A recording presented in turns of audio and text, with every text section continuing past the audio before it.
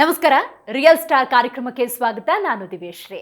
ಇವತ್ತಿನ real star ಕಾರ್ಯಕ್ರಮದಲ್ಲಿ ಮಹಿಳಾ ಸಾಧಕರನ್ನ ನಿಮಗೆ ನಾವು ಪರಿಚಯ ಮಾಡಿಕೊಡ್ತಾ ಇದ್ದೀವಿ. ಹೌದು, ಕಳೆದ 35 ವರ್ಷಗಳಿಂದ ಸೇವಾ ಕ್ಷೇತ್ರದಲ್ಲಿ ನಿರಂತರವಾಗಿ ಜನಸಾಮಾನ್ಯರ ಸೇವೆಯನ್ನ ಮಾಡ್ತಾ ಇರುವ ಇವರು ಜನಸಾಮಾನ್ಯರ ಕುಂದು ಕೊರತೆಗಳಿಗೆ ಸೂಕ್ತ ಪರಿಹಾರವನ್ನ ಒದಗಿಸಿಕೊಟ್ಟಿದ್ದಾರೆ. ಹೌದು, ಇವತ್ತಿನ ನಮ್ಮ ಕಾರ್ಯಕ್ರಮದಲ್ಲಿ ಮಂಡ್ಯ ಜಿಲ್ಲೆಯ ಮದ್ದೂರು ತಾಲೂಕಿನ ಭಾರತೀನಗರದ PDO ಅಧಿಕಾರಿಯಾಗಿರುವಂತಹ ಶ್ರೀಮತಿ ಸುಧಾ ಅವರಿದ್ದಾರೆ. ಮೊದಲಿಗೆ ಅವರಿಗೆ ಕಾರ್ಯಕ್ರಮಕ್ಕೆ ಸ್ವಾಗತವನ್ನ ಕೋರೋಣ. ಮೇಡಮ್, ಕಾರ್ಯಕ್ರಮಕ್ಕೆ ಸ್ವಾಗತ. ನಮಸ್ಕಾರ. ಶ್ರೀಮತಿ ಸುಧಾ ಸಮಾಜ ಸೇವಕರು, ಮಂಡ್ಯದ ಭಾರತೀನಗರದ ಪಂಚಾಯತ್ ಅಭಿವೃದ್ಧಿ ಅಧಿಕಾರಿ ಶ್ರೀಮತಿ ಸುಧಾ ತಮ್ಮ ನಿಷ್ಠಾವಂತ ಸೇವೆಯಿಂದ ಜನಮನ ಗೆದ್ದಿದ್ದಾರೆ. ಸ್ಮಶಾನ ಅಭಿವೃದ್ಧಿ, ಅಮೃತ ಸರೋವರ, ರಸ್ತೆ ಹಾಗೂ ಕೆರೆ ಕಟ್ಟಿ ಅಭಿವೃದ್ಧಿಗೆ ಹೊಸ ಚೈತನ್ಯ ನೀಡಿದ್ದಾರೆ. ಸ್ವಚ್ಛತೆಗೆ ಆದ್ಯತೆ ನೀಡಿ ನರೇಗಾದಲ್ಲಿ ಮಹಿಳೆಯರಿಗೆ ಉದ್ಯೋಗಾವಕಾಶ ಕಲ್ಪಿಸುತ್ತಿದ್ದಾರೆ. ಮಹಿಳಾ ಸಬಲೀಕರಣಕ್ಕಾಗಿ ಗ್ರಾಮ ಸಭೆಗಳನ್ನು ಪರಿಣಾಮಕಾರಿಯಾಗಿ ನಡೆಸುತ್ತಿದ್ದಾರೆ. ಇವರ ಸೇವೆಗೆ ರಾಜಕೀಯಕ್ಕೂ ಬನ್ನಿ ಎಂದು ಜನರು ಪ್ರೇರೇಪಿಸುವಷ್ಟು ಜನಪ್ರಿಯತೆ ಪಡೆದಿರುವ ಇವರಿಗೆ G Kannada news real star award ನೀಡಿ ಗೌರವಿಸಲು ನಮಗೆ ಹೆಮ್ಮೆಯಾಗುತ್ತಿದೆ.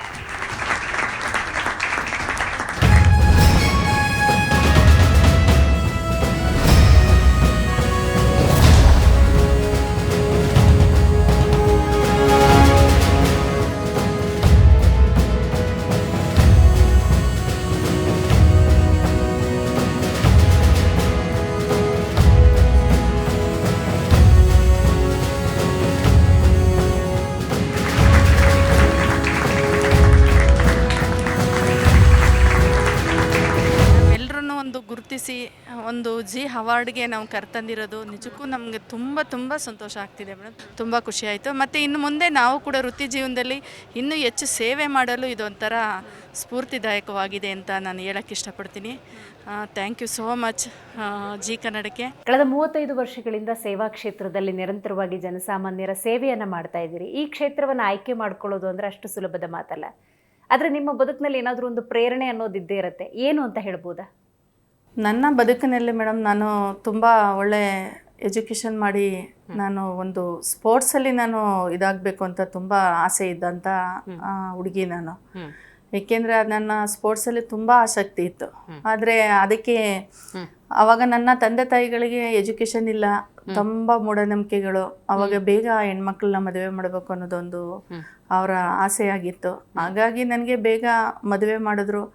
ಬಟ್ ಅಲ್ಲಿ ನನ್ನ ಜೀವನದಲ್ಲಿ 4 ವರ್ಷ ನಾನು ಪಟ್ಟಂಥ ಕಷ್ಟಗಳನ್ನ ನೋಡ್ತಾ ಇದ್ದಾಗ ನಾನು ಮತ್ತೆ ಈ ಮದುವೆಯನ್ನು ಗುಂಗಿಗೆ ಹೋಗೋದು ಬೇಡ ಅಂತೇಳಿ ನಾನು ಒಂದು ಸಮಾಜದಲ್ಲಿ ಒಂದು ಸೇವೆ ಮಾಡುವಂಥದ್ದು ಮತ್ತು ಜನಗಳ ಮಧ್ಯದಲ್ಲಿ ಒಂದು ಕೆಲಸ ಮಾಡುವಂಥದ್ದು ಒಂದು ಆಯ್ಕೆ ಮಾಡ್ಕೋಬೇಕು ಅಂತ ಮನಸ್ಸಲ್ಲಿ ಬಂತು. ಆವಾಗ ನಾನು ಒಂದು ಹೋರಾಟ ಮಾಡಿ ಒಂದು ಗ್ರಾಮ ಪಂಚಾಯಿತಿಯ ಬಿಲ್ ಕಲೆಕ್ಟರ್ ಹುದ್ದೆಗೆ ನಾನು ಆಯ್ಕೆ ಮಾಡ್ಕೊಂಡು ನಾನು ಸೇರಿಕೊಂಡೆ.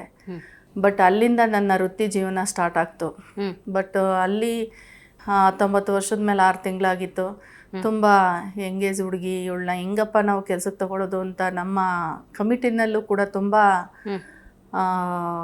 ಒಂಥರ ಯಾವ ರೀತಿ ಇವ್ರನ್ನ ನಾನು ಕೆಲ್ಸಕ್ಕೆ ಸೇರಿಸ್ಕೊಂಡು ನಾವು ಮಾಡುವಂಥದ್ದು, ಏನಾರು ಒಂದು ಹೆಚ್ಚು ಕಡಿಮೆ ಆದರೆ ಯಾರು ಹೊಣೆ ಹಾಕ್ತಾರೆ ಅಂತೇಳಿ ಅವರು ಕೂಡ ನನ್ನ ಒಳಗಡೆ ಸೇರಿಸ್ಕೊಳ್ಳೋಕ್ಕೆ ತುಂಬ ಕಷ್ಟಪಟ್ಟು, ಇಲ್ಲ ನಿಂದು ಅನುಮೋದನೆ ಆದ್ರೇ ನಿನ್ನ ಕೆಲ್ಸಕ್ಕೆ ತಗೊಳ್ಳೋದು ಅಂತ ನನ್ನ ಹೊರ ಬಿಟ್ಟರು. ಬಟ್ ನನಗೆ ಆಗ ಅನುಮೋದನೆ ಅಂದರೆ ಏನು ಅಂತಲೂ ಗೊತ್ತಿರಲಿಲ್ಲ. ಬಟ್ ಅದೇ ಸ್ಟಾರ್ಟಿಂಗು. ಆವಾಗ ಮೇಡಮ್ ವಂದಿತಾ ಸಮ್ಮ ಅವರಿದ್ದರು. ಅವರು ಆವಾಗ CEO ಹತ್ರ ನೀನು ಅನುಮೋದನೆ ತರಬೇಕು ಅಂತಂದಾಗ ನಾನು ಅವ್ರ ಹತ್ರ ಹೋದೆ. ಅವರು ಕೂಡ ನನಗೆ ಒಂದು ಕೆಲವು ಬುದ್ಧಿವಾದ ಹೇಳಿದ್ರು. ಮಹಿಳೆಯರು ಯಾರೂ ಸೇರ್ಕತ್ತಿಲ್ಲ ಕಣಮ್ಮ, ನೀನು ಏನಕ್ಕೆ ಈ ಹುದ್ದೆನ ಆಯ್ಕೆ ಮಾಡಿಕೊಂಡೆ, ಬೇಡ, ನಿನ್ನ ಜೀವನದಲ್ಲಿ ಮತ್ತೆ ಮದುವೆ ಮಾಡ್ಕೊಂಡು ಆರಾಮಾಗಿರೋ ನೀನು ಅಂತೆಲ್ಲ ಹೇಳಿದ್ರು. ಇಲ್ಲ ಮೇಡಮ್, ನಿಮ್ಮ ಕೈ ಮುಗಿತೀವಿ, ನಾನು ಈ ಹುದ್ದೆ ಆಯ್ಕೆ ಮಾಡ್ಕೊಂಡಿದ್ದೀನಿ, ನನಗೆ ಮದುವೆ ಅನ್ನೋದು ಮತ್ತೆ ಆ ಇದಕ್ಕೆ ನರಕಕ್ಕೆ ತಳ್ಳೋದು ಬೇಡ. ನನಗೆ 2 ಮಕ್ಕಳಿದ್ದಾವೆ, ಚಿಕ್ಕ ಮಕ್ಕಳುಗಳು, ಅವನ್ನೇ ನಾನು ಸಾಕೊಂಡು ಅವೇ ನನಗೆಲ್ಲ ಅಂತ ಅಂದ್ಕೊಂಡು ನಾನು ಫೀಲ್ಡಲ್ಲಿ ವರ್ಕ್ ಮಾಡೋಕ್ಕೆ ನಾನು ಆಸೆ ಪಡ್ತೀನಿ ಅಂತೇಳಿ ಅವರು ನನಗೆ ಆಯಿತು ಕಣಮ್ಮ ಅಂದ್ಬಿಟ್ಟು ಒಂದು ಅನುಮೋದನೆ ಕೊಟ್ಟರು. ಬಟ್ ಅದು ನಮ್ಮ ಮಂಡ್ಯ ಜಿಲ್ಲೆಗೆ ಒಂದು ಸ್ಫೂರ್ತಿದಾಯಕವಾಯಿತು. ನನ್ನದೇ ಪ್ರಪ್ರಥಮ ಅನುಮೋದನೆ ಅಂತ ಆದಿದ್ದು.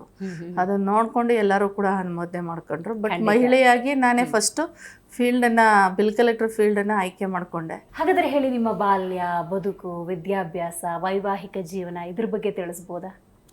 ಮೇಡಮ್, ನಾನು ಹೇಳಿದ್ನಲ್ಲ, ಬಾಲ್ಯದಲ್ಲಿ ಮಾಮೂಲಿ ನಮ್ಮ ತಾಯಿ ತಂದೆ ತುಂಬ ವಿದ್ಯಾವಂತರು. ಬಟ್ ಇಬ್ಬರು ಗಂಡು ಮಕ್ಕಳು, ನಾನೊಬ್ಬಳೇ ಮಗಳು, ಹೆಣ್ಮಗಳು. 3 ಜನ ನಮ್ಮ ತಾಯಿಗೆ ಮಕ್ಕಳು. ಬಟ್ ನಾವು ಅವಾಗ ಅವ್ರಿಗೇನು ಗೊತ್ತಿಲ್ಲ. ನಾನು ಶಾಲೆಗೆ ಹೋಗ್ತಾ ಇದ್ದೀನಿ ಅಂದರೆ ಓದ್ತೀಯಾ ಬಿಡ್ತೀಯಾ ಅಂತ ಹೇಳುವಷ್ಟು ಅವರು ಬುದ್ಧಿವಂತರಲ್ಲ. ಅವಾಗ ಏನೋ ಮಕ್ಕಳನ್ನ ಶಾಲೆಗೆ ಕಳಿಸ್ತಾ ಇದ್ದೀವಿ, ಅಷ್ಟು ಬಿಟ್ಟರೆ ಬೇರೆ ಇನ್ನೇನಿಲ್ಲ. ಬಟ್ ನಾವು ಕೂಡ ಓದಬೇಕು ಅನ್ನೋ ಆಸಕ್ತಿ ಇರೋದಿಗೆ ನಾವು ಓದಿದ್ವಿ. ಬಟ್ ಅದರಲ್ಲಿ ಬಾಲ್ಯ ಜೀವನದಲ್ಲೇ ನನಗೆ 7th ಒಂದು ಮ್ಯಾರೇಜ್ ಮಾಡಬೇಕು ಅಂತ ಹೊರಟು, 7ನೇ ಕ್ಲಾಸ್ಗೆ. ಅವಾಗ ನಾವು ಏನೋ ಮಾಡಿ ಮಿಸ್ ಆಗಿ ಅದನ್ನು ತಡೆ ಹಿಡಿದ್ವಿ. ಪುನಃ 9th ಕೂಡ ಒಂದು ಒಪ್ಪಂದನವಾಗಿ ಎಲ್ಲ ಆಗಿತ್ತು, ಇನ್ವಿಟೇಷನ್ ಕಾರ್ಡ್ ಎಲ್ಲ ಹಂಚಿದ್ರು. ಬಟ್ ನಿಜವಾಗ್ಲೂ ಹೇಳ್ತಾನೆ, ಈ ಸಂದರ್ಭದಲ್ಲಿ ನನಗೆ ಈ ಜೀವನ ಕೊಟ್ಟಂಥ ನಮ್ಮ ಗುರುಗಳಾದ ಶಿವರುದ್ರಪ್ಪ ಮತ್ತು ಬಸಪ್ಪನವರು, ಪದ್ಮಾ ಮೇಡಮು, ಎಲ್ಲರೂ ಅವಾಗ ಇದ್ದಂಥವ್ರು, ರಾಜೇಂದ್ರ ಮಾಸ್ಟ್ರು, ಎಲ್ಲರೂ ಕೂಡ ನಮ್ಮ ಮನೆಗೆ ಹೋಗಿ, ಇಲ್ಲ ಹುಡುಗಿ ತುಂಬ ಚೆನ್ನಾಗಿ ಓದ್ತಿದ್ದಾಳೆ. ಅವಾಗೆಲ್ಲ SSLC ಪರ್ಸೆಂಟೇಜ್ ತುಂಬ ಕಡಿಮೆ ಅಲ್ಲ. ಹಿಂಗೆ ಓದೋ ಮಕ್ಕಳೆಲ್ಲ ನೀವು ಮದುವೆ ಮಾಡಿಬಿಟ್ರೆ ನಮಗೆ ಪರ್ಸೆಂಟೇಜ್ ಹಿಂಗೆ ಬರೋದು ಮಕ್ಳುಗಳನ್ನ. ಖಂಡಿತ SSLC ಪಾಸ್ ಆಗೋಲಿ, ನಿಮ್ಗೆ ಆಸೆ ಇದೆ ಮದುವೆ ಮಾಡಬೇಕು ಅಂತ ಖಂಡಿತ ಮಾಡ್ಕೊಳ್ಳಿ, ಇದೊಂದು ವರ್ಷ ಸುಮ್ಮನೆ ಇದ್ಬಿಡಿ ಅಂತ. ಆವಾಗ ಅದನ್ನು ತಡೆ ಹಿಡಿದ್ರು ಮೇಡಮ್. ಈ ಸಂದರ್ಭದಲ್ಲಿ ಅವ್ರಿಗೆ ನಾನು ತುಂಬ ಧನ್ಯವಾದಗಳನ್ನ ಹೇಳ್ತಾ ಇದ್ದೀನಿ. ನಾನು ಈ ಮಟ್ಟಕ್ಕೆ ಬರಬೇಕು ಅಂದರೆ ನನ್ನ ಗುರುಗಳೇ ನನಗೆ ಕಾರಣ. ಬಟ್ ಅದು SSLC ಆಯಿತು. ಆವಾಗ ನಾನು ಓದಬೇಕು ಸರ್ ಅಂತ ಹೋದಾಗ, ನಿಮ್ಮ ಮನೇಲಂತೂ ನೀನು ಬಿಡಲ್ಲ, ನಿನ್ಗೆ ಯಾವ್ದು ಇಷ್ಟ ಬರ್ತದೆ ಅದನ್ನು ತೊಗೊಂಡು ಕಾಲೇಜ್ಗೆ ಹೋಗು, ಬಟ್ ಮದುವೆ ಮಾಡಿದ್ರೆ ಮದುವೆ ಆಗು. ಇಷ್ಟು ದಿನ ಗಂಟೆ ನಾವು ತುಂಬ ತಡೆ ಹಿಡಿದ್ವಿ ಅಂತ ಹೇಳಿದ್ರು. ಇನ್ನೂ ರಿಸಲ್ಟೇ ಬಂದಿರಲಿಲ್ಲ, ಅಲ್ಲೇ ಮದುವೆಗೆ ಒಪ್ಪಂದನೂ ಆಯಿತು, ಎಲ್ಲ ಆಯಿತು, ಮದುವೆನೂ ಮಾಡಿದ್ರು, ರಿಸಲ್ಟು ಬಂತು. ಬಟ್ ನಾನು ಆವಾಗ ಹೋಬಳಿವಾರು ಇದ್ರ ಜಿಲ್ಲೆವಾರು ನನ್ನದೇ ಹೈಯೆಸ್ಟ್ ಮಾರ್ಕ್ಸು ನಮ್ಮ ಶಾಲೆಗೆ. ತುಂಬ ಮದುವೆ ಆದಮೇಲೂ ನಮ್ಮ ಯಜಮಾನ್ರು ನಮ್ಮನ್ನು ಕರೆಸಿ ಸನ್ಮಾನ ಎಲ್ಲ ಮಾಡಿ ಎಲ್ಲ ಇದು ಮಾಡಿದ್ರು, ಗೌರವಿಸಿದ್ರು ತುಂಬ. ಅದು ಒಂದು ನನ್ನ ಮನಸ್ಸಲ್ಲಿ ಕೊರಿತಾ ಇರ್ತು. ಒಂದು 15-16 ವಯಸ್ಸಿರ್ಬೋದು. 15 ತುಂಬ 16 ನಡೀತಾ ಇತ್ತು ಆಗ ಮದುವೆ ಮಾಡಿದ್ದು. ಬಟ್ ಅವಾಗ ಅಂದರೆ ನಾನು ತುಂಬ ಒಂಥರ ಟ್ಯಾಲೆಂಟ್ ಹುಡುಗಿ. ಅವಾಗ ಒಂಥರ ಹೊರಗಿನ ಪ್ರಪಂಚ, ನನ್ನ ಒಳಗಡೆ ಹೊಂದ್ಕೊಂಡವಳಲ್ಲ, ಹೊರಗಡೆ ಹೊಂದ್ಕೊಂಡವಳು. ನಾನು ಜನಗಳ ಮಧ್ಯದಲ್ಲಿ ಕೆಲಸ ಮಾಡಬೇಕು, ಎಲ್ಲರ ಜೊತೆ ಇದು ಮಾಡಬೇಕು ಅನ್ನೋದು ಮನಸ್ಸಲ್ಲಿ ಆವಾಗಲೇ ಅದು ನನ್ನ ಮನಸ್ಸಲ್ಲಿ ಕೊರಿತಾ ಇತ್ತು. ನನ್ನ ಜೀವನನೇ ತೀರಿಸಿದ್ರಲ್ಲ ಅಂತ. ಹಾಗಾಗಿ ಬಟ್ ಅದು ಹೆಚ್ಚಿಗೆ ದಿನ ಉಳಿಲಿಲ್ಲ. ಬಟ್ ಕಾರಣಾಂತರ ನನ್ನ ಜೀವನ 19 ವರ್ಷಕ್ಕೆ ಕ್ಲೋಸ್ ಆಯಿತು. ಆವಾಗ ಹೋಗಿ ಮತ್ತೆ ನಾನು ಈ ಫೀಲ್ಡ್ಗೆ ಆಯ್ಕೆ ಮಾಡ್ಕೊಂಡ್ಮೇಲೆ ಬಟ್ ನನ್ನ ತಂದೆ ತಾಯಿ ನನ್ನ ಬೆನ್ನೆಲುಬಾಗಿ ನಿಂತರು. ಮಕ್ಳುಗಳನ್ನ ಸಾಕೊಂಡು, ಅವಳಿ ಜವಳಿ ಮಕ್ಕಳು 2, ಒಂದು ಹೆಣ್ಣು ಒಂದು ಗಂಡು.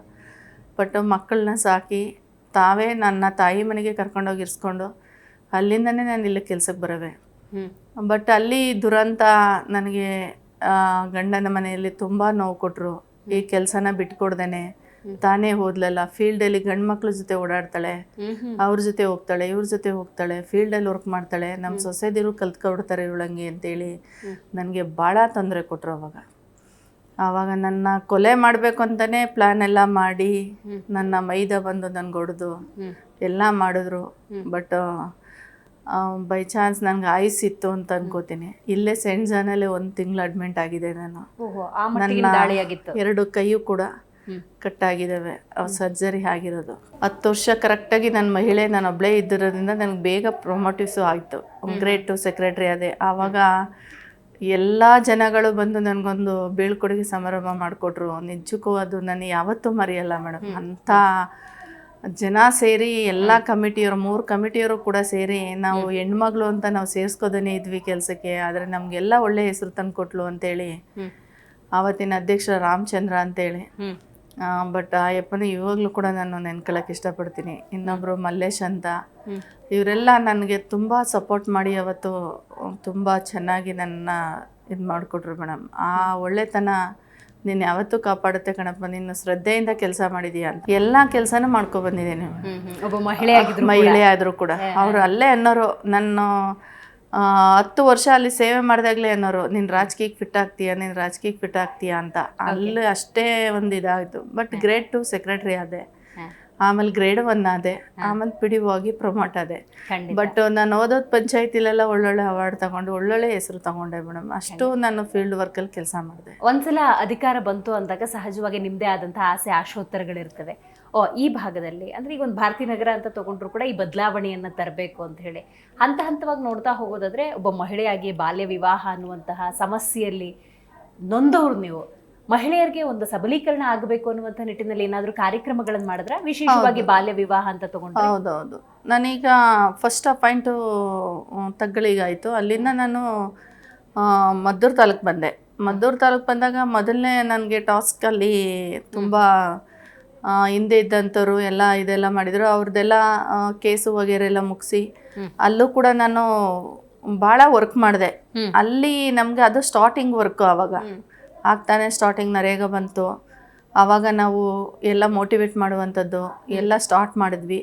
ಅಲ್ಲಿಂದ ಒಂದು ಪ್ರಮೋಟ್ ಆಗಿ ನಾನು ಎತ್ತಂಬಡಿಗೆ ಹೋದೆ, ಮಳವಳ್ಳಿ ತಾಲೂಕು ಹೋದೆ. ಬಟ್ ಅಲ್ಲಿ ನಾನು ತುಂಬ ಮೋಟಿವೇಟ್ ಮಾಡಿ ಎಲ್ಲರನ್ನೂ ಒಗ್ಗೂಡಿಸಿ ಕೆಲ್ಸಕ್ಕೆ ಕರೆದು ಎಲ್ಲರಿಗೂ ಒಂದು ಸಬಲೀಕರಣ ಅಂದರೆ ಮಹಿಳೆಯರಿಗೆ ಎಲ್ಲರಿಗೂ ಕೂಡ ನಾನು ಕೆಲಸ ಕೊಟ್ಟು ಒಳ್ಳೊಳ್ಳೆ ಕೆಲಸಗಳನ್ನ ಮಾಡಿದ್ವಿ. ಅಲ್ಲಿ ಒಂದು ಸ್ಕೂಲ್ ಮನೇಲಿದ್ದರು, ಯಾವುದು ಗ್ರಾಮ ಪಂಚಾಯತಿ ಬಿಲ್ಡಿಂಗ್ ಕಟ್ಟಿಸಿ ಅದಕ್ಕೊಂದು ಹೊಸ ಗ್ರಾಮ ಪಂಚಾಯತಿಗೆ ನಾವು ಕಾಲಿಟ್ಟು ಅದಕ್ಕೆಲ್ಲ ಒಂದು ಗುಂಡಿ ಇತ್ತು. ಎಲ್ಲ ಸುತ್ತಮುತ್ತ ಎಲ್ಲ 1 ಎಕರೆ ಆಗುವಷ್ಟು ಗುಂಡಿಗಳನ್ನು ಮುಚ್ಚಿಸಿ, ಬಟ್ ಹೆಚ್ಚು ಮಹಿಳೆಯರು ಕೆಲ್ಸಕ್ಕೆ ಬರುವಂಗೆ ಮಾಡಿ ಅವ್ರನ್ನ ಜೀವನೋಪಾಯಕ್ಕೆ ದಾರಿ ಮಾಡಿಕೊಟ್ಟಿದ್ದೀನಿ. ಬಟ್ ಇವತ್ತು ಕೂಡ ಆ ಊರಿನಲ್ಲಿ ಇನ್ನೂ 1 ವರ್ಷ ನನ್ನ ಸೇವೆ, ನಮ್ಮೂರಲ್ಲಿ ಬಂದು ಸೇವೆ ಮಾಡುವಂತ ಅಷ್ಟು ನಮ್ಮನ್ನ ಈಗಲೂ ಕೂಡ ಅಷ್ಟೇ ಕೊಂಡಾಡ್ತಾರೆ. ಬಟ್ ಆ ಊರಿನಲ್ಲಿ ಆಮೇಲೆ ಅಸೆಸ್ಮೆಂಟ್ ಇರಲಿಲ್ಲ. ಮಹಿಳೆಯರು ಅಂತ ಹೇಳಿದ್ರೆ ಮನೆಗಷ್ಟೇ ಸೀಮಿತ ಆಗಿದೆ. ಇಲ್ಲ ಹೌದು ಮೇಡಮ್, ಖಂಡಿತ. ನಿಮ್ಮ ಅಧಿಕಾರ ವ್ಯಾಪ್ತಿಯಲ್ಲಿ ಉದ್ಯೋಗ ಅನ್ನೋದು ಸಿಕ್ತು, ಉದ್ಯೋಗ ಖಾತ್ರಿ ಅನ್ನೋದಾಯ್ತು ಅವ್ರ ಬದುಕಲ್ಲಿ. ಹೌದು ಮೇಡಮ್. ಆಮೇಲೆ ಅವರು ಒಂದು ಕೇಳ್ಕೊಂಡ್ರು ಏನಂತ, ಆ ಪಂಚಾಯತಿಲಿ ಅಸೆಸ್ಮೆಂಟ್ ಅನ್ನೋದೇ ಇರಲಿಲ್ಲ. ನೀವು ನಿಜವಾಗ್ಲೂ ಧೈರ್ಯವಂತ ಮಹಿಳೆ, ಒಳ್ಳೆ ಕೆಲಸ ಮಾಡ್ತಿದ್ದೀರಾ, ನಮ್ಗೆ ಇದೊಂದು ಮಾಡಿಕೊಡಿ ಮೇಡಮ್, ನಿಮ್ಮ ಜೀವನ ಪೂರ ನಾವು ನೆನ್ಕೋತೀವಿ ಎಲ್ಲರೂ ಅಂತೇಳಿ ಕಮಿಟಿಯವರು ಒಂದು ನಿರ್ಧಾರ ಮಾಡಿ ಅದನ್ನು ನಾನು ಅಸೆಸ್ಮೆಂಟ್ ರೂಪದಲ್ಲಿ ಮಾಡಿ ಇಟ್ಟು ಬಂದೆ. ಇವತ್ತು ಕೂಡ ಅವರು ನೆನ್ಕೋತಾರೆ. ಆವತ್ತು ನೀವು ಆಸ್ತಿನ ಭದ್ರತೆ ಮಾಡಿ ಒಂದು ಅಸೆಸ್ಮೆಂಟ್ ಮಾಡಿ ಊರನ್ನೆಲ್ಲ ಸರ್ವೆ ಮಾಡಿ ಎಲ್ಲನೂ ಕೂಡ ಒಂದು ಬುಕ್ ಮೇಂಟೈನ್ ಮಾಡಿ ಎಲ್ಲ ಬರೆದಿಟ್ಟೋದ್ರಿ. ಇವತ್ತು ಅದು ನಮಗೆ ಒಂದು ದಾರಿದೀಪವಾಗಿದೆ ಮೇಡಮ್. ಇವತ್ತು ಈ ಸೊತ್ತು ಅನ್ನೋದು ಕಾರ್ಯಕ್ರಮ ಬಂತು. ಈ ಸೊತ್ತು ಬಂದಾಗ ನಮ್ಮ ಆಸ್ತಿಗಳು ಎಲ್ಲಿದ್ದಾವೆ ಈಗ ಈ ಸೊತ್ತು ಮಾಡಿಸ್ಕೊಳ್ಳೋಕೆ ಅಂದಾಗ ಅವೆಲ್ಲ ಸೃಷ್ಟಿ ಮಾಡಿ ಬರೆದು ಇಟ್ಟೋದ್ರಲ್ಲ, ನಿಜಕ್ಕೂ ನಿಮಗೆ ಒಂದು ಹ್ಯಾಂಡ್ಸಮ್. ಅವ್ರು ಈಗಲೂ ಕೂಡ ನಮ್ಮ ಪಂಚಾಯತಿಗೆ ಬನ್ನಿ ವರ್ಗಾವಣೆ ಮಾಡ್ಕೊಂಡು ನಾನು ಕರಿತಾನೆ ಇರ್ತಾರೆ ಮೇಡಮ್. ಕೆಲವೊಂದು ಕಡೆ ಹೆಂಗಾಗುತ್ತೆ ಅಂತ ಹೇಳಿದ್ರೆ ಸಭೆಗಳೇ ಆಗೋದಿಲ್ಲ. ಹೌದು ಮೇಡಮ್. ಈ ನಿಟ್ಟಿನಲ್ಲಿ ನೀವು ಸಕಾಲಕ್ಕೆ ಸಭೆಗಳನ್ನ ಮಾಡಿ ಅದೆಲ್ಲವನ್ನು ಕೂಡ ಅಪ್ ಟು ಡೇಟ್ ಮಾಡ್ತಾ ಇರ್ತೀರಿ. ಈಗ ಮಹಿಳಾ ಮಕ್ಕಳ ಗ್ರಾಮ ಸಭೆ ಬಗ್ಗೆ ಹೇಳಿ. ಮೇಡಮ್, ಅಲ್ಲಿ ಇನ್ನೊಂದು ವಿಚಾರ, ಎತ್ತಂಬಾಡಿಯಿಂದ ನಮ್ಮನ್ನ ಉಡುಪಿ ಮರವಂತೆ ಪಂಚಾಯತಿ ಕಳಿಸ್ಕೊಟ್ರು ನಮ್ಮ ಇ.ಒ. ಸರ್. ಏಜಸ್ ಪಾಸ್ ಅವರಿದ್ರು. ಹೌದು, ಅಲ್ಲಿ ತುಂಬ ಚೆನ್ನಾಗಿದೆ ನೋಡ್ಕೊಬನ್ನಿ ಅಂತ. ನಾನು ಮರವಂತೆ ಪಂಚಾಯತಿಗೆ ನಮ್ಮ ಎತ್ತಂಬಾಡಿ ಸದಸ್ಯರೆಲ್ಲ ಕರ್ಕೊಂಡೋದೆ. ಬಟ್ ಅವ್ರು ಯಾವ ರೀತಿ ಮಾಡಿದ್ದಾರೆ ಅದೇ ರೀತಿ ಬಂತು, ಚಾಚು ತಪ್ಪದೇನೆ ಎತ್ತಂಬಡಿಲಿ ಮಾಡಿದೆ ನಾನು. ಅವರು ಐಡೆಂಟಿ ಕಾರ್ಡ್ ಆಗಿರ್ಬೋದು, ಅವ್ರ ನೇಮ್ ಬೋರ್ಡ್ ಆಗಿರ್ಬೋದು, ಅವ್ರ ಶಿಸ್ತು, ಅಲ್ಲಿ ಯಾವ ಥರ ಇದ್ರು, ಅದು ಒಂಥರ ನನಗೂ ಒಂದು ದಾರಿ ಆಯಿತು. ಈ ಥರನೂ ಮಾಡ್ಬೋದಾ ಅನ್ನೋದು ಅಲ್ಲಿ ನೋಡ್ಕೊಂಡ್ಬಂದು ನಾವು ಕೂಡ ಅದನ್ನು ಆ ಬಿಲ್ಡಿಂಗ್ ಕಟ್ಟಿ ಆ ಬಿಲ್ಡಿಂಗಲ್ಲಿ ಎಲ್ಲ ರೀತಿಯೂ ಮಾಡಿ ಬಂದ್ವಿ. ನನಗೆ ಅದೊಂದು ತುಂಬ ಖುಷಿ ಆಯಿತು ಮೇಡಮ್. ಹಾಗಾಗಿ ಆ ಪಂಚಾಯತಿನ ನಾನು ಈಗಲೂ ಕೂಡ ನೆನ್ಕೋತೀನಿ. ಅಲ್ಲಿ ಒಂಥರ ಫೀಲ್ಡ್ ವರ್ಕ್ ಮಾಡೋಕ್ಕೆ ತುಂಬ ಚೆನ್ನಾಗಿತ್ತು. ಫೀಲ್ಡ್ ಗೌರ್ಮೆಂಟ್ ಜಾಗ ಎಲ್ಲ. ಬಟ್ ಇದೊಂದು ಮಾಡಬೇಕಿತ್ತು, ಒಂದು ಪಾರ್ಕ್ ಮಾಡಿ ಲಾನ್ ಎಲ್ಲ ಮಾಡೋಕ್ಕೆ ಎಸ್ಟಿಮೇಟ್ ಎಲ್ಲ ಮಾಡಿಸಿದ್ವಿ. ಬಟ್ ಏನೋ ಕಾರಣಾಂತರ ಅಲ್ಲಿಂದ ಟ್ರಾನ್ಸ್ಫರ್ ಮಾಡಿದ್ರು. ಅಂದರೆ ಅನಿಸಿಕೆ ನಮ್ಮ ಜಯಣ್ಣ ಸರ್ ಇದ್ದರು ಅವಾಗ ಸಿ.ಯು. ನಿನ್ನ ಕಂಪ್ಲೇಂಟ್ ಮೇಲೆ ಟ್ರಾನ್ಸ್ಫರ್ ಮಾಡಿಲ್ಲಮ್ಮ, ನೀನು ಮಾಡ್ತಾ ಇರೋ ಕೆಲಸ ನೋಡ್ದೇ ಟ್ರಾನ್ಸ್ಫರ್ ಮಾಡಿದ್ದಾರೆ ಅಂತ. ಇರಲಿ ಬಿಡಿ ಸರ್ ಅಂತ ಅಂದ್ಬಿಟ್ಟು ಅವಾಗ ಅಲ್ಲಿಂದ ಬಿಟ್ಟು ಬಂದೆ. ಬಟ್ ಅಲ್ಲಿಂದನೇ ನನಗೆ ಸ್ಟಾರ್ಟ್ ಆದಿದ್ದು. ಬಟ್ ನಾನು ಎಲ್ಲೇ ಹೋದರೂ ಕೂಡ ಹೆಚ್ಚು ಕೆಲಸ ಮಾಡಬೇಕು, ಎಲ್ಲರಿಗೂ ಒಂದು ಒಳ್ಳೇದು ಮಾಡಬೇಕು, ಬಡವ್ರನ್ನ ಗುರುತಿಸ್ಬೇಕು, ಅವ್ರಿಗೊಂದು ದಾರಿ ಮಾಡಿಕೊಡ್ಬೇಕು ಅನ್ನೋದೇ ನನ್ನ ಮೂಲ ಉದ್ದೇಶ. ಬಟ್ ನನಗೆ ಟೈಮ್ ಸೆನ್ಸ್ ಚೆನ್ನಾಗಿತ್ತು. ಗ್ರಾಮ ಪಂಚಾಯತಿ ಸಭೆಗಳನ್ನು ಮಾಡೋದಿರ್ಬೋದು, ಸ್ಥಾಯಿ ಸಮಿತಿ ಸಭೆಗಳನ್ನು ಮಾಡೋದಿರ್ಬೋದು, ಬಹುತೇಕ ಎಲ್ಲ ಕಡೆ ಅಷ್ಟು ಟೈಮ್ ಮಾಡೋದು ಅನ್ನೋದಿಲ್ಲ. ಬಟ್ ನೀವು ಅದನ್ನ ಸಕ್ರಿಯವಾಗಿ ಮಾಡ್ಕೊಂಡ್ಬರ್ತೀರಿ. ಹೌದು ಮೇಡಮ್, ಅದೆಲ್ಲ ಸಕ್ರಿಯವಾಗಿ. ಏಕೆಂದ್ರೆ ನಮ್ಮ ಮೈಂಡಲ್ಲೇ ಒಂಥರ ಏನಾದ್ರು ಒಂದು ಸಾಧನೆ ಮಾಡಬೇಕು ಅನ್ನೋದು ತಲೆ ಒಳಗೆ ಬಂದ್ಬಿಟ್ರೆ ಏನೇ ಮಾಡಲಿ ಅದೊಂದು ಯಾರು ಏನಾರು ಒಂದು ಕೆಲಸ ಮಾಡೋರು ಎಂದಾಗ ಇಲ್ಲ ನಾನು ಅವ್ರಿಗಿಂತ ಫಸ್ಟ್ ಇರಬೇಕು. ಅದು ನಮ್ಮ ಛಲ, ಛಲ ಛಲ ಅನ್ನೋದು ಅವಾಗಿಂದನೂ ಯಾವುದೇ ಛಲ ಮನುಷ್ಯನ್ಗಿರ್ತದೋ ಏನು ಬೇಕಾದ್ರೂ ಸಾಧನೆ ಮಾಡ್ತಾನೆ ಅನ್ನೋದಕ್ಕೆ ಉದಾಹರಣೆ ನಾನೇನು ಅನ್ಕೋತೀನಿ. ಏಕೆಂದರೆ ನನ್ನ ಯಾರು ಒಂದು ಕೆಲಸ ಮಾಡೋರೆ ಅಂದಾಗ ಆ ಕೆಲಸನ ಇವತ್ತು ಅವ್ರು ಮಾಡೋರಲ್ವ, ನಾಳೆ ನಾನು ಮಾಡಿ ತೋರಿಸ್ಬಿಡ್ಬೇಕು, ನಾನು ಹಿಂದೆ ಬಂದ್ಬಿಡ್ತೀನಿ ಅನ್ನೋದೊಂದು ಏನೋ ಮನಸ್ಸಲ್ಲಿ ಅದು ಕೊರಿತಾ ಇರ್ತದೆ. ರಾತ್ರಿ ಇವತ್ತು ನಿದ್ದೆನೇ ಬರಲ್ಲ, ನಾವು ಬೆಳಗ್ಗೆ ಎದ್ದೋಗ ಅದು ಮಾಡಬೇಕು, ಬೆಳಗ್ಗೆ ಎದ್ದೋಗ ಮಾಡಬೇಕು ಅಂತ.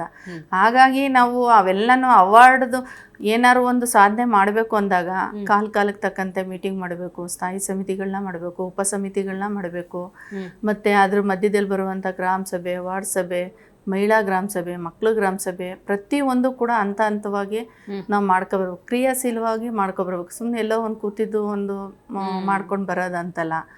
ನಾವು ಮಹಿಳಾ ಮಕ್ಕಳು ಗ್ರಾಮ ಸಭೆನ ತುಂಬ ಗ್ರ್ಯಾಂಡಾಗಿ ಮಾಡ್ತೀವಿ ನಾವು.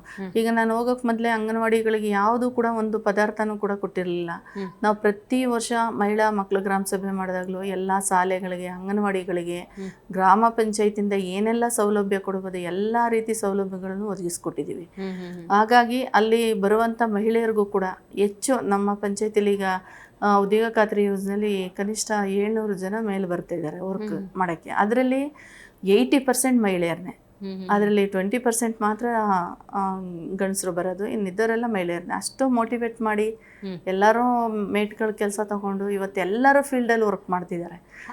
ಗ್ರಾಮದಲ್ಲಿ ಉದ್ಯೋಗ ಅಂದಾಗ ನನಗೆ ನರೇಗಾ ನೆನಪಾಗುತ್ತೆ. ಹಾಗಾಗಿ ನರೇಗಾವನ್ನು ಸಮಗ್ರವಾಗಿ ಅನುಷ್ಠಾನ ಮಾಡುವಂಥ ನಿಟ್ಟಿನಲ್ಲಿ, ಆ ನರೇಗಾ ಯೋಜನೆಯಲ್ಲಿ ಮಹಿಳೆಯರು ಪುರುಷರು ಸಮಾನವಾಗಿ ಕೆಲಸ ಮಾಡುವಂಥ ನಿಟ್ಟಿನಲ್ಲಿ ನಿಮ್ಮ ಕಾರ್ಯ ಹೆಂಗಿತ್ತು ಮೇಡಮ್? ಆವಾಗ ಸ್ಟಾರ್ಟಿಂಗಲ್ಲಿ ಏನೋ ಅಷ್ಟೇನು ಬರ್ತಿರ್ಲಿಲ್ಲ, ನರೇಗಾ ಕೆಲಸಕ್ಕೆ ಬರ್ತಿರ್ಲಿಲ್ಲ. ಬಟ್ ನಮಗೆ ಒಬ್ಬರು CEO ಮೇಡಮ್, ದಿವ್ಯಪ್ರಭು ಮೇಡಮ್ ಬಂದಾಗ, ಇಲ್ಲ ಮಹಿಳೆಯರ ಸಂಖ್ಯೆ ಜಾಸ್ತಿ ಮಾಡಬೇಕು ನೀವು ಅಂತ ಅವ್ರಿಗೆ ಒತ್ತಿ ಹೇಳೋರು ನಮಗೆ. ನಾವು ಪ್ರತಿ ಮನೆಗೆ ಹೋಗಿ ಹಿಂಗೆ ಉದ್ಯೋಗ ಖಾತ್ರಿದು ಕೆಲಸ ಕೊಡ್ತೀವಿ, ಬನ್ನಿ ನಮ್ಮನೆ 6-7 ಅರ್ಜಿ ಕೊಡಿ, ಮೇಟ್ಗಳು ಮಾಡ್ಕೊಳ್ಳಿ, ಒಂದೊಂದು ಗ್ರೂಪ್ ಮಾಡ್ಕೊಳ್ಳಿ ಅಂತ ಎಲ್ಲರನ್ನೂ ಮಹಿಳೆಯರನ್ನ ಕರೆದು ಅವ್ರಿಗೆ ಮೋಟಿವೇಟ್ ಮಾಡಿ ಅವ್ರನ್ನ ನಾವು ಮುಂದೆ ತಂದ್ವಿ. ಆವಾಗ ಈಗ ಸ್ಟಾರ್ಟಿಂಗಲ್ಲಿ ಅವರು ಬತ್ತಾ ಒಂದೊಂದು ತಂಡ ಒಬ್ಬೊಬ್ರಾಗಿ ಮಾಡ್ಕೊಂಡು ಬಂದರು. ಅದು ಕಂಟಿನ್ಯೂ ಆಗ್ತು. ಇವತ್ತು ಕೂಡ ಅವ್ರು ಹೇಳ್ತಾರೆ, ಮೇಡಮ್ ನೀವು ಬಂದು ಮೋಟಿವೇಟ್ ಮಾಡಿ ನಮ್ಮನ್ನ ಫೀಲ್ಡ್ ಬಿಡ್ಲಿಲ್ಲ ಅಂದ್ರೆ ನಾವು ಬರ್ತಾನೆ ಇರ್ಲಿಲ್ವೇನೋ ಅಂತ. ಇವತ್ತು ಹಿಂದೆ ಸರಿಯಕ್ಕೆ ಅವ್ರ ಕೈಲಿ ಆಗ್ತಾ ಇಲ್ಲ, ನಮಗೆ ಕೆಲಸ ಬೇಕು ಅಂತಿದ್ದಾರೆ. ಮತ್ತು ನಾವು ಹೆಚ್ಚು ಈಗ 25% ಇರ್ಬೋದು ಹೆಚ್ಚು ಮಹಿಳೆಯರನ್ನ ಅವ್ರ ಆರ್ಥಿಕ ಪರಿಸ್ಥಿತಿನ ಗುರುತಿಸುವಂಥ, ಅವ್ರಿಗೆ ಒಂದು ಹೊಲಿಗೆ ಮಿಷಿನ್ ಕೊಡುವಂಥದ್ದು, ಮಕ್ಳುಗಳಿಗೆ ಲ್ಯಾಪ್ಟಾಪು, ಅವ್ರಿಗೆ ಹೈಯರ್ ಎಜುಕೇಷನ್ ಮಾಡೋರಿಗೆ ಲ್ಯಾಪ್ಟಾಪ್ ಕೊಡುವಂಥದ್ದು, ಮತ್ತು ಎಜುಕೇಷನ್ಗೆ ಅವ್ರಿಗೆ ಹಣ ಕೊಡುವಂಥದ್ದು, ಮತ್ತು ಡ್ರೈವಿಂಗ್ ಕಲಿಸುವಂಥದ್ದು, ಪ್ರತಿಯೊಂದು ಕೂಡ ಈ ಥರ ಒಂದು ಅವ್ರಿಗೆ ಈಗ 5,000 ರೂಪಾಯಿ ದುಡ್ಡು ಕೊಟ್ಬಿಟ್ರೆ ಏನು ಮಾಡ್ತಾರೋ ತೊಗೊಂಡೋಗಿ ಏನಾದ್ರು ಒಂದು ಮಾಡ್ತಾರೆ, ಅದನ್ನ ನೆನಪಾಗಿ ಉಳಿಯುವಂಥದ್ದಲ್ಲ. ಅದೇ ರೀತಿ ನಿಮ್ಗೆ ಅದೇ ದುಡ್ಡಿಗೆ ಬಂದು ಡ್ರೈವಿಂಗ್ ಮಾಡ್ರಪ್ಪ, ಒಂದು ಡ್ರೈವಿಂಗ್ ಕಲ್ತ್ರೆ ನಿಮ್ಗೆ ಒಂದು ಉದ್ಯೋಗ ಸಿಕ್ತಂಗೆ ಆಗುತ್ತೆ, ಡ್ರೈವಿಂಗ್ ಕಲೀರಿ, ಕಂಪ್ಯೂಟರ್ ಕಲೀರಿ. ರೆಸ್ಪಾನ್ಸ್ ಹೆಂಗಿರ್ತಿತ್ತು ಈ ಥರದೆಲ್ಲ ವಿಚಾರ ಮುಂದಿಟ್ಟಾಗ? ಹೌದು, ಇಲ್ಲ ಮೇಡಮ್, ಖಂಡಿತ. ಫಸ್ಟು ನಾವು ಸ್ಟಾರ್ಟಿಂಗಲ್ಲಿ ಹೇಳ್ದಾಗ ನಮ್ಮ ಬೋರ್ಡ್ಗೂ ಕೂಡ ಇವೆಲ್ಲ ಅರಿವೇ ಇರಲಿಲ್ಲ. ಬಟ್ ಅದು ಸ್ಟಾರ್ಟಿಂಗ್ ಮಾಡ್ಕೊ ಬಂದಾಗ ಅವರು ಕೂಡ ಹೆಚ್ಚು ಅರ್ಜಿ ಹಾಕ್ಸಕ್ಕೆ ಶುರುವಾದರು. ಮೇಡಮ್ ಇವರು ಕೊಡಿ ಅವರು ಕೊಡಿ ಅಂತ. ಅವರು ಕೂಡ ನನಗೆ ತುಂಬ ಎನ್ಕರೇಜ್, ನಮ್ಮ ಬೋರ್ಡ್ನವರು ಕೂಡ ಇಲ್ಲ ಈ ಥರ ಮಾಡೋಣ ಅಂದರೆ ಅದಕ್ಕೆ ಸಪೋರ್ಟಿವ್ ಆಗಿ ಎನ್ಕರೇಜ್ ಕೊಡ್ತಿದ್ರು. ಇಲ್ಲ ನಿಮ್ಮ ಹೇಳ್ತಾ ಇರೋದು ಸರಿ, ಮಾಡಿ, ಖುಷಿ ಆಗುತ್ತೆ, ಮತ್ತು ನಮ್ಮನ್ನು ನೆನ್ಕೋತಾರೆ ಇದೊಂದು ಪದಾರ್ಥ ಕೊಡಿಸಿದ್ರು ಅಂತಂದರೆ. ಈಗ ಸುಮಾರು ಜನಕ್ಕೆ ಹೊಲಿಗೆ ಮಿಷಿನ್ ಎಲ್ಲ ಕೊಟ್ಟಿದ್ದೀವಿ. ಎಲ್ಲರೂ ಕೂಡ ಈಗ ಮನೆ ಒಳಗೆ ಒಂದು ಹಳೆ ಬಟ್ಟೆಗಳನ್ನ ಹೊಲ್ಕೊಂಡ್ರೆ ಅವ್ರ ಜೀವನ ಆಗುತ್ತೆ ಇವತ್ತಿನ ಪರಿಸ್ಥಿತಿ. ತುಂಬ ಎಲ್ಲರೂ ಟ್ರೈನಿಂಗ್ ತಗೊಂಡು ತುಂಬ ಹೊಲಿಗೆ ಎಲ್ಲ ಕಲ್ತ್ಕೊಂಡು ಈಗೆಲ್ಲ ಹೊಲಿತಿದ್ದಾರೆ. ಆಮೇಲೆ ಎಷ್ಟೋ ಜನ ಈಗ ಕಂಪ್ಯೂಟರ್ ಮಾಡ್ತಿದ್ದಾರೆ, ಡ್ರೈವಿಂಗ್ ಲೈಸೆನ್ಸ್ ಕೊಡಿಸಿದ್ದೀವಿ, ಡ್ರೈವಿಂಗ್ ಮಾಡ್ತಿದ್ದಾರೆ. ಈಗ ಗ್ರಾಮೀಣ ಭಾಗ ಅಂದಾಗ ನಮಗೆ ನೀರಿನ ಸಮಸ್ಯೆ, ಶುದ್ಧ ನೀರಿನ ಸಮಸ್ಯೆ, ಈ ಥರದ ಕೆಲವೊಂದು ವರದಿಗಳನ್ನು ನೋಡಿರೋದ್ರಿಂದಾಗಿ ನಿಮ್ಮ ವ್ಯಾಪ್ತಿಯಲ್ಲಿ ಶುದ್ಧವಾಗಿ ನೀರನ್ನು ಕುಡಿಯೋದಕ್ಕೆ ಏನೆಲ್ಲ ವ್ಯವಸ್ಥೆಯನ್ನು ಮಾಡಿಕೊಟ್ರಿ? ನಮ್ಮಲ್ಲಿ ಈಗಾಗಲೇ ಶುದ್ಧ ನೀರು ಕುಡಿಯುವ ಘಟಕಗಳು ಎಲ್ಲ ಗ್ರಾಮದಲ್ಲೂ ಮಾಡಿದ್ದೀವಿ. ಸಾಧ್ಯವಾದಷ್ಟು ಈಗೆಲ್ಲರೂ ಕೂಡ ಶುದ್ಧ ನೀರು ಕುಡಿಯುವ ಘಟಕದಲ್ಲಿ ನೀರನ್ನೇ ಹಿಡ್ಕೊಂಡು ಕುಡಿತಿದ್ದಾರೆ. ಹಳ್ಳಿಗಳಲ್ಲಿ ಶುದ್ಧ ನೀರು ಕುಡಿಯುವ ಘಟಕ ಅಂದರೆ ಅಯ್ಯೋ 5 ರೂಪಾಯಿನ ಕಾಯಿನ್ ಹಾಕೊಂಡು ಅದಕ್ಕೆ ಬೇರೆ ನೀರು ಹಿಡ್ಕೋಬೇಕಾ ಅನ್ನೋ ಜನಗಳು ಎಷ್ಟೋ ಇರ್ತಾರೆ. ಅವ್ರಿಗೊಂದು ಮೋಟಿವೇಟ್ ಮಾಡಿ, ಇಲ್ಲ ನೀವು ಇದರಲ್ಲಿ ನೀರು ಕುಡಿದ್ರೆ ಅದರಲ್ಲಿ ನೀವು ಬರುವಂಥ ನಲ್ಲಿಗಳಲ್ಲಿ ಏನಾದ್ರು ಒಂದು ನೀರು ಚೆನ್ನಾಗಿಲ್ಲ ಒಂದು ಇದಾದಾಗ ಕೂಡ ನಿಮ್ಮ ಆರೋಗ್ಯ ಚೆನ್ನಾಗಿರುತ್ತದೆ. ಇದರಲ್ಲಿ ಶುದ್ಧ ನೀರು ಕುಡಿಯುವ ಘಟಕದಲ್ಲಿ ನೀರನ್ನ ತಗೊಂಡು ಕುಡೀರಿ ಅಂತ. ಅಷ್ಟು ನೀವು ಇದರಲ್ಲಿ ಕುಡಿಯೋಕ್ಕಾಗಲಿಲ್ಲ ಅಂದರು ಮನೆಯಲ್ಲಿ ನೀರನ್ನ ಶುದ್ಧವಾಗಿ ಬರುತ್ತೆ, ನಲ್ಲಿ ನೀರನ್ನ ಕಾಯಿಸ್ಕೊಂಡು ನೀರು ಕುಡೀರಿ, ಏನಾಗಲ್ಲ ಅಂತಂದೆ. ಈಗ ನಾವು ಕಾಲಕ್ಕೆ ನೀರನ್ನು ಕೂಡ ಇವಾಗೆಲ್ಲ ಟೆಸ್ಟಿಂಗ್ ಮಾಡ್ತೀವಿ, ತಿಂಗಳು ಟೆಸ್ಟ್ ಮಾಡ್ತೀವಿ. ನಾವು ಗ್ರಾಮ ಪಂಚಾಯತಿಂದ ಟೆಸ್ಟ್ ಮಾಡಿಸ್ತೀವಿ, ಆಶಾ ಕಾರ್ಯಕರ್ತರು ಮಾಡ್ತಾರೆ, ಆರೋಗ್ಯ ಇಲಾಖೆಯವರು ಮಾಡ್ತಾರೆ. ಅದೆಲ್ಲ ಮಾಡಿ ಹೈಯರ್ ಆಗಿ ಜಿಲ್ಲಾ PhD ಇಂಜಿನಿಯರ್ ಅವ್ರ ಕಡೆಯಿಂದನೂ ಕೂಡ ಅದನ್ನು ಮಾಡ್ತಾರೆ. ಸ್ವಚ್ಛತೆ ಅನ್ನೋದು ಗ್ರಾಮದಲ್ಲಿ ಮುಖ್ಯ ಆಗುತ್ತೆ. ಈ ನಿಟ್ಟಿನಲ್ಲಿ ನಿಮ್ಮ ಕಾರ್ಯ? ನಮಗೀಗ ನಾನು ಮಾಡಿರುವಂಥ ಎಲ್ಲ ಪಂಚಾಯಿತಿಗಳ ಸ್ವಚ್ಛತೆಗಿಂತ ಅಂದರೆ ಈಗ ನಾವು ಮಾಡಿದಂಥ ಎಲ್ಲ ಪಂಚಾಯಿತಿಗಳಲ್ಲೂ ಕೂಡ ಸ್ವೀಪರ್ಸ್ಗಳು ಪೌರ ಕಾರ್ಮಿಕರು ಇರಲ್ಲ. ನಮಗೆ ಈಗ ಸ್ವಚ್ಛತೆ ದೊಡ್ಡ ಪ್ರಾಬ್ಲಮ್ ಆಗ್ತಿರೋದು. ಎಲ್ಲ ಪಂಚಾಯಿತಿಗಳು ಹೋದಾಗ ಒಂದು 6 ತಿಂಗಳಿಗೆ 3 ತಿಂಗಳಿಗೆ ಬೇರೆಯವ್ರನ್ನ ಕರ್ಕೊಬಂದು ಒಂದು ಟೆಂಡರ್ ಮೂಲಕ ಮಾಡಿ ಎಲ್ಲನೂ ನಾವು ಕ್ಲೀನ್ ಮಾಡಿಸುವಂಥದ್ದು ಆಗ್ತಿದ್ವಿ. ಈಗ ನಾನು ಭಾರತಿ ನಗರದಲ್ಲಿ ಕೆಲಸ ಮಾಡ್ತಾ ಇದ್ದೀನಿ, ಪೌರ ಕಾರ್ಮಿಕರು ಇದ್ದಾರೆ, ಒಂದು ಸ್ವಲ್ಪ ಸಿಟಿ ಥರ ಭಾರತಿ ನಗರ.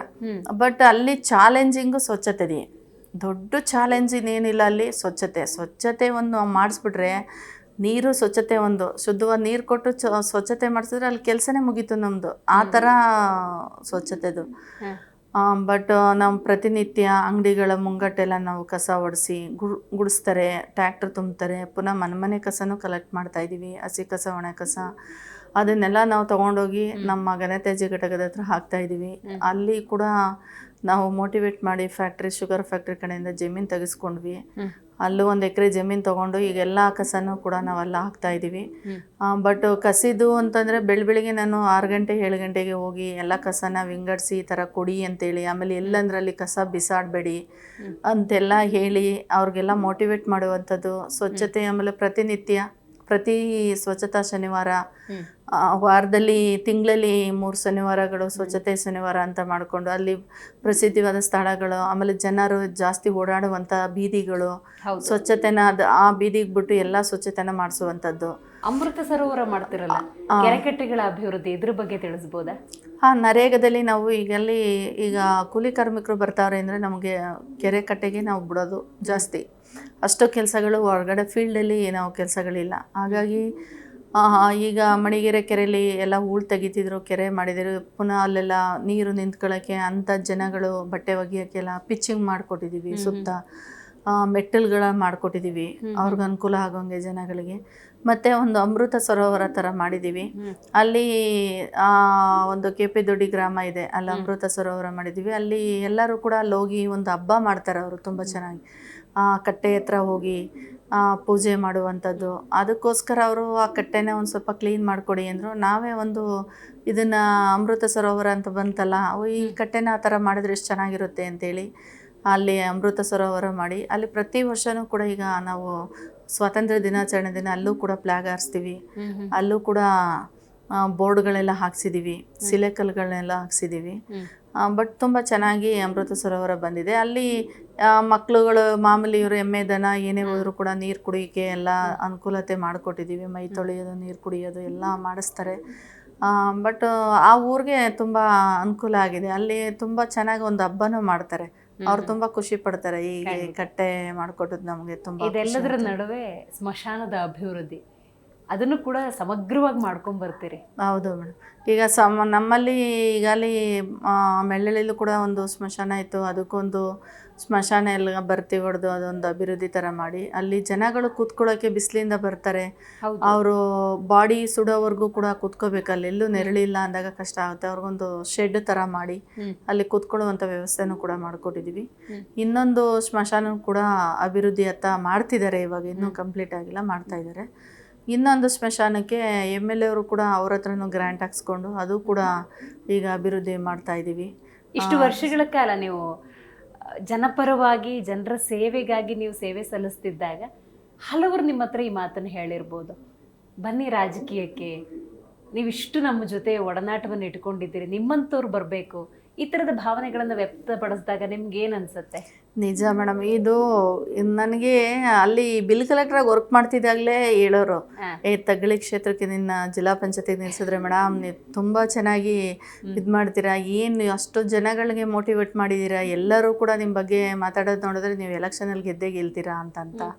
ಅಲ್ಲಿಂದ ಈಗಲೂ ಕೂಡ ಅದೇ ಹೇಳೋದು, ರಾಜೀನಾಮೆ ಕೊಟ್ಬಿಟ್ಟೋದಾಗ ಎಲೆಕ್ಷನ್ಗೆ ನಿಂತ್ಕೊಳ್ಳಿ, ಏನಿಲ್ಲ ಆರಾಮಾಗಿ ಗೆಲ್ತೀರಾ, ಹಂಗೆ ಹಿಂಗೆ ಅಂತ ಈಗಲೂ ಕೂಡ ನನ್ನನ್ನು ರೇಗಿಸ್ತಾರೆ. ಏಕೆ ಅಂತಂದರೆ ಅಷ್ಟು ಜನ ಈಗ ನಾವು ಮಕ್ಕಳು ಮದುವೆ ಮಾಡಿದಾಗಲೂ ಕೂಡ ನಮ್ಮ ಏಲಕ್ಕಿಗೌಡರು ಈಗ ಇಲ್ಲಿ ರಿಟೈರ್ಡ್ ಆಗಿದ್ದಾರಲ್ಲ, ಅವರು ನಮ್ಮ ಡಿಸ್ಟಿಕ್ನವ್ರೆ, ಅವರು CU ಆಗಿದ್ರು.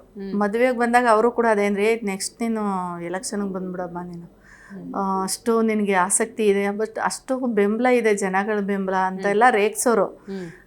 ಬಟ್ ಹಂಗೆ ಅಂದಾಗ ಅನಿಸುತ್ತೆ ಏನು ಮಾಡೋದು ಈಗ ನನ್ನ ವೃತ್ತಿ ಜೀವನದಲ್ಲಿ ನನಗೆ ಕೆಲಸನೂ ಕೂಡ ಅತ್ಯಗತ್ಯ ಆಗಿದೆ. ಇವತ್ತು ನನ್ನ ಪರಿಸ್ಥಿತಿಯಲ್ಲಿ ನೋಡಿದ್ರೆ ನಾವು ಕೆಲಸನೂ ನನಗೆ ಅಗತ್ಯ ಇರೋದ್ರಿಂದ ಕೆಲಸನೂ ಮಾಡ್ಕೋಬೇಕು.